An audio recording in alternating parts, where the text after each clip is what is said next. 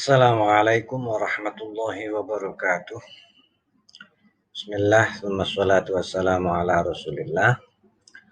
Baik anak-anakku sekalian, di pertemuan hari ini, sebelum kita sama-sama belajar, seperti biasa, tak bosan, Bapak mengajak kalian semua untuk berdoa, agar kiranya apa yang kita pelajari dijadikan sebagai ilmu yang bermanfaat, dan tentunya apa yang kita dapatkan senantiasa diridhoi oleh Allah Subhanahu wa taala.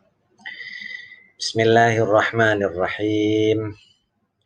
Nawaitu ta'alluma wa ta'lima wal ibadata wal istifadata wal hatha ala tamassuki bi kitabillahi wa sunnati rasulihi wad dalalata 'alal huda wal khair. Amin ya rabbal alamin. Di pertemuan kali ini kita akan melanjutkan pembahasan minggu lalu. Untuk yang sekarang kita akan masuk kepada materi al-istifham, ya. Al-istifham. Apa itu al-istifham? Al-istifhamu fahuwa talabul ilmi bi syai'in. Ya. Al-istifhamu fahuwa talabul ilmi bi syai'in.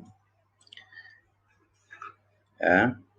Istifham adalah mencari tahu informasi akan sesuatu. Atau bisa kita artikan dengan kata tanya, ya. Kalau kita di bahasa Indonesia kata tanya itu apa, di mana, ya. Sama. Nah, kalau ini kata tanyanya adalah al-istifham. Wa adawatuhu al-hamzah wa hal, ma, man, mata, ayana, kaifa, aina, anna, kam, ayyun. Ya. Di sini a itu juga bisa berarti hal, ya. Jadi di sini akan membahas tentang hal yang artinya apakah, a pun hamzah juga apakah. Kemudian ma itu artinya apa, man siapa, mata kapan, ayana kapankah, kaifa bagaimana, aina di mana, anna apakah, kam berapa, ayyun manakah. Nah, ini yang dinyatakan sebagai adawatul istifham atau kata-kata yang digunakan untuk bertanya dalam bahasa Arab, ya. Ada juga yang menambahkan dengan madza, apa yang.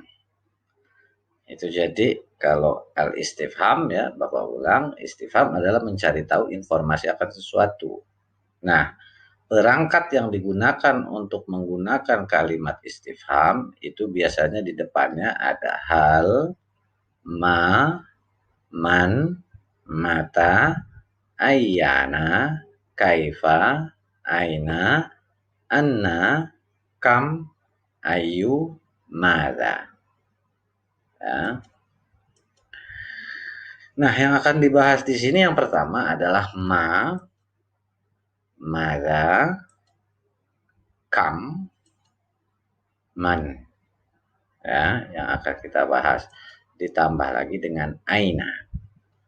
Ma, madza, kam, man, dan aina. Nah, digunakan untuk mempertanyakan keterangan atau penjelasan suatu nama, maka kita gunakan kata ma. Ya. Jadi kalau kata ma ini digunakan untuk mempertanyakan keterangan atau penjelasan dari suatu nama. Contoh, ya, ma hadza. Ma apa? Hadza ini. Biasanya yang bergender laki-laki. Atau ma hadhihi untuk yang bergendernya perempuan. Misalnya hadza kitabun. Kitab itu apa? Hadza apa ini? Hadza kitabun. Ini adalah kitab, ini adalah buku. Buku itu gendernya adalah muzakkar, laki-laki. Atau misalnya hadhihi, apa ini? Tapi gendernya adalah perempuan. Contohnya hadhihi, apa ini yang gender perempuan? Hadhihi al-haqibah. Ini adalah tas. Bisa juga untuk penjelasan suatu nama. Di sini misalnya mal insan. Apa itu manusia? Jadi itu meminta penjelasan. Kita tahu manusia. Tapi kita juga butuh penjelasannya. Manusia adalah al-insan huwa. Ya, apa manusia? Apa itu manusia?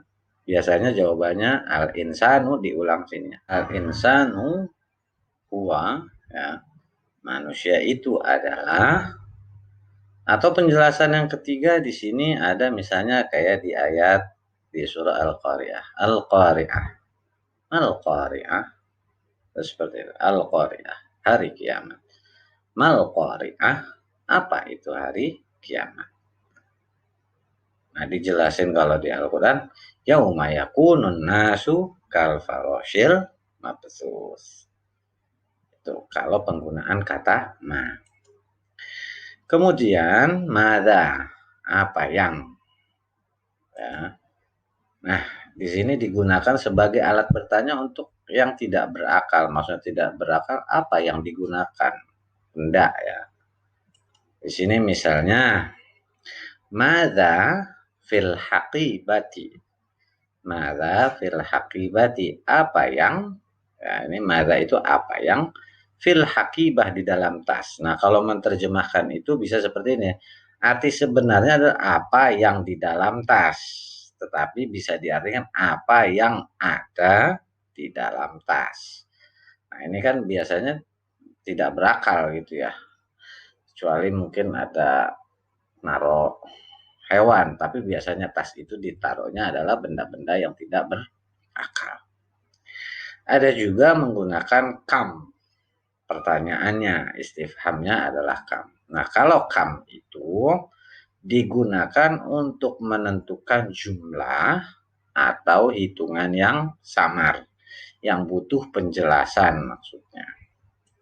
Contohnya di sini, kam taliban fil fasli. Kam taliban fil fasli. Kam berapa, taliban pelajar, fil fasli fi di dalam, al fasli kelas. Sama ya tuh. Fi itu artinya di dalam. Nah, kalau udah ada fi biasanya belakangnya itu kasroh. Tuh bisa kalian lihat, fi ini kasroh, ini kasroh. Berapa pelajar yang ada di dalam kelas? Nah, di situ butuh hitungan ya. Makanya kam. Atau kam rokmu bait tuka. Berapa nomor rumah kamu? Kam rokmu hatifuka. Berapa nomor handphone kamu? Itu yang digunakan untuk kam ya. Berapa? Jadi dibutuhkannya untuk menentukan jumlah atau hitungan angka jelasnya. Ada lagi man. Nah, kalau man itu siapa? Berarti bisa dikategorikan digunakan istifham atau alat bertanya untuk yang berakal. Di sini manusia tentunya. Contohnya adalah man qara'al Qur'ana. Man qara'al Qur'ana. Man siapa? Qara'a ini adalah bentuk fi'il madhi. Fi'il madhi itu adalah kata kerja bentuk lampau. Jadi ketika man qara'a, siapa yang sudah atau yang telah membaca Al-Qur'ana, Al-Qur'an. Jadi kata man ini termasuk kalimat adawatul istifham. Kemudian aina, di mana. Berarti bisa kalian pahami ini digunakannya untuk menanyakan lokasi.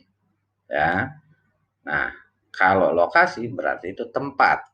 Contohnya, aina baituka, di mana rumahmu.